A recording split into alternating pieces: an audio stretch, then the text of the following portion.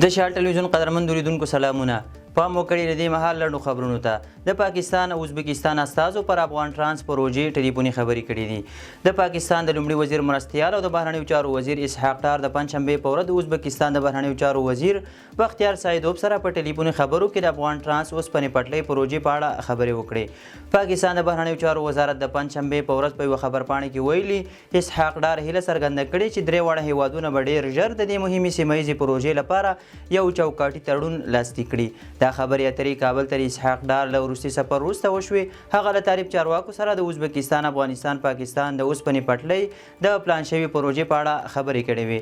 د افغان ټرانس اوسپنې پټلۍ د پلان له مخې د اورګاډو دغه پټلۍ به د ازبکستان نه تر میزه د افغانستان مزار شریف، لوګر او له هغه ځایه پکتیا کې د خرلاسي له لارې په ډیورنډ کرښه کورمې ته واوړي او بیا د پاکستان د اورګاډو شبکې سره وصل شي. روسیې د افغانستان ډیپلوماټیکه نمایندګي د سفیر کچې ته لوړه کړې ده. د روسیې د بهرنیو چارو وزارت ویبپاڼې د اپریل په 23مه نیټه خبر ورکړ چې روسیې پریکړه کړې دغه هیواد کې د افغانستان ډیپلوماټیکه نمایندګي د سفیر کچې ته لوړه کړي. د راپورونو له مخې د افغانستان په چارو کې د روسیې د ولسمشر ځانګړي استازي زمیر کابلوف او په کابل کې د روسیې سفیر ژیرنوف هم د طالبانو حکومت له خارجه وزیر امیر خان متقي سره په لیدنه کې ویلي چې دغه هیواد پریکړه کړې چې په خپل هیواد کې د افغانستان ډیپلوماټیکه نمایندګي د سفیر کچې ته لوړه کړي. بل خوا د طالبانو حکومت د روسیې دغه اقدام ستایلی او په دوه اړخیزو اړیکو کې یو مثبت ګام ګڼلی دی. روسیې ادعا کړې چې لویدیځ افغانستان کې د خپل حضور په لټه کې دی.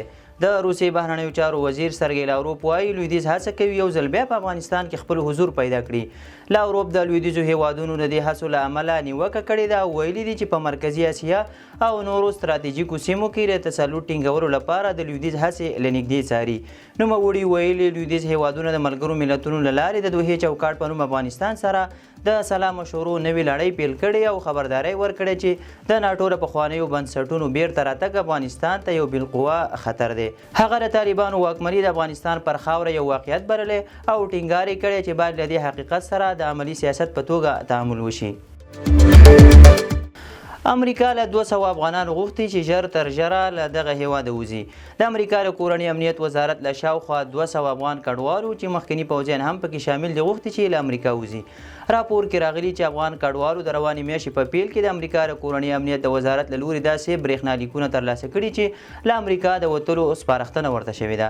اکسیوس ویبپاڼې دا خبره په ایوا ایالت کې د افغان شریکانو د سازمان د اجرایوي رئیس شراقه ساپي له قوله کړې ده. د ساپي په وینا کډوالو د اوس د دې وخت چې امریکا پرېږدي او ستاسې د کډوالي وضعیت لغوه شوی دی تر سرلیک لاندې برېښنالیکونه ترلاسه کړي دي.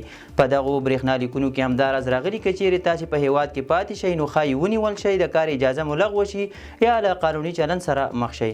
د امریکا د کورني امنیت وزارت د اکسیوس ویبپاڼې پوښتنو ته په ځواب کې ویلي چې دا مسئله اوس مهال تر ارزونې لاندې ده. ننګرهار کې د 215 میلیون افغانیو په مالي لګښت د 153 پروژو چارې پیل شوې.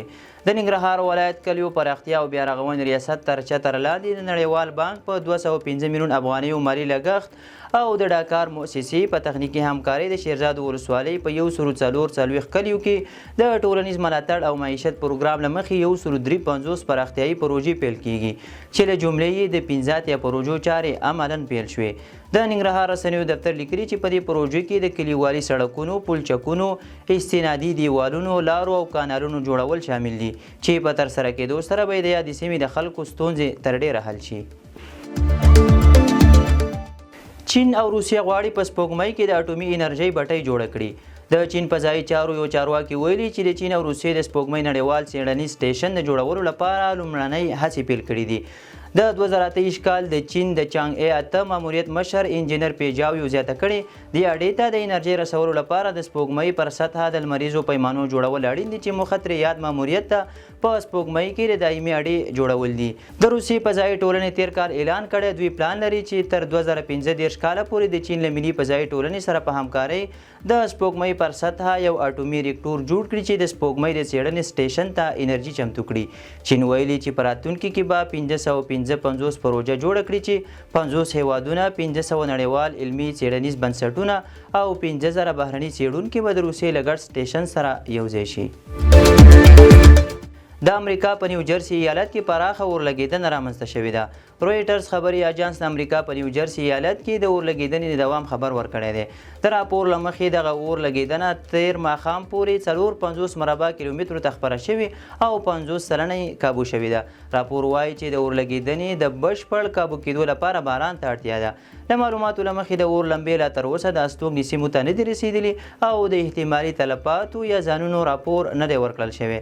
له اور لګیدنې وروسته د نیو جرسي والي بیړني حالت اعلان کړی دی، خو د اور لګیدنې د علت په اړه تر دې مهاله څه نه دي ویل شوي.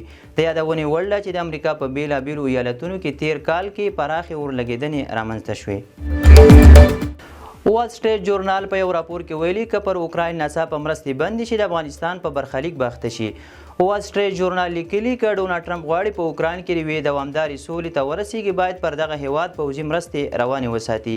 په مقاله کې خبرداری ورکړل شوې چې ناڅاپي د مرستو بندیدل کولی شي اوکراین ټرمپ په دوهم افغانستان بدل کړي لکه څنګه چې د بایډن د پریکړې له امله افغانستان سقوط وکړ.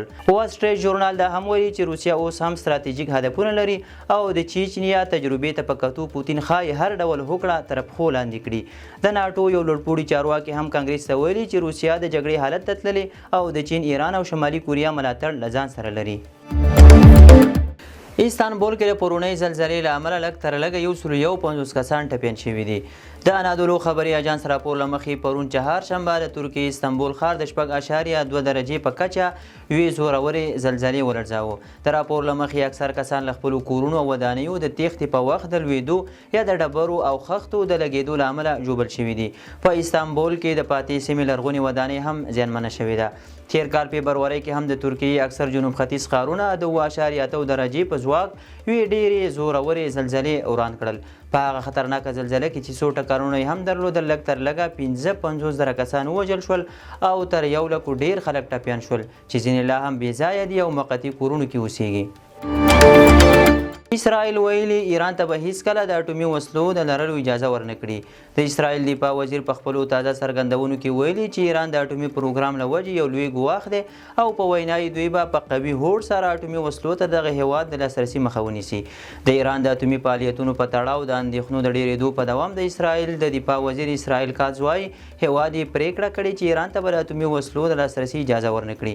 هغه زیاته کړې چې پراتیت نه یوازې د اسرائیل لپاره ګواښ دی بلکې د نړۍ ټولو هیوادونو په ځانګړې توګه لویدیځ هیوادونه هم له دغه ګواښ څخه خوندي نه دي. د یادونې ده چې تازه د امریکا له بهرنیو چارو وزیر مارکو روبیو هم په عمان کې د تهران او واشنګټن ترمنځ د شنبې په ورځ له مذاکراتو وړاندې په یوې پاډکاسټ مرکه کې ټینګار کړی چې ایران له متحده ایالاتو سره په هره هوکړه کې باید د یورانیمو له غني کېدو تیر شي. چین په لومړي ځل 10G انټرنیټ خدمات معرفي کړل. د راپور له مخې د 10G د ډاونلوډ سرعت په یوې ثانیه کې 9.914 میګا بایټه او د اپلوډ سرعت 1.8 میګا بایټه دی. د 10GB انټرنیټ سرعت دومره زیات دی چې شاوخوا 100GB حجم لرونکي بشپړه 4K فلم یوازې په 20 ثانیو کې ډاونلوډ کوي. د کارپوهانو په وینا چین کې 10G انټرنیټ خدمات وړاندې کول د ټکنالوژۍ په نړۍ کې یو ستر پرمختګ دی چې له امله به نه یوازې د ټکنالوژۍ په برخه کې بلکې د روغتیا، تعلیم او کرنې برخې لا هم پیاوړې شي. 10G انټرنیټ له اوسني انټرنیټ څخه لس چنده چټک دی چې دا شبکه به د لوړ کیفیت ویډیو، مصنوعي ځیرکتیا او سمارټ ټکنالوژۍ لپاره زمینه برابره کړي. د شاه ټلویزیون قدرمن لیدونکو دا د دې مهال لړ مهم خبرونه تر بیا ښه وخت.